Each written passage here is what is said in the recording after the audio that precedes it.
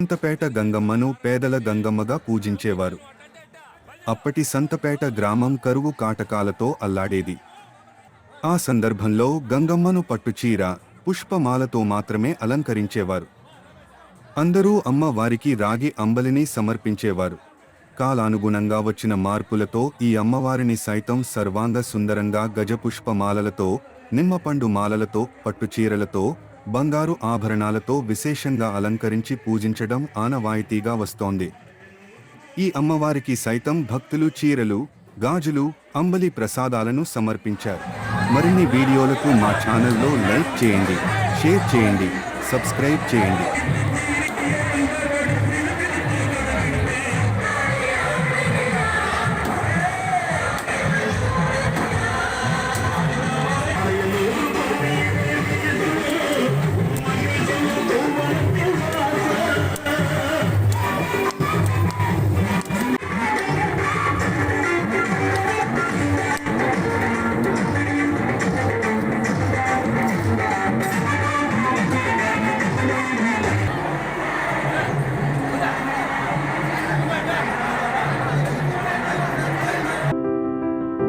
మరిన్ని వీడియోలకు మా ఛానల్లో లైక్ చేయండి, షేర్ చేయండి, సబ్స్క్రైబ్ చేయండి.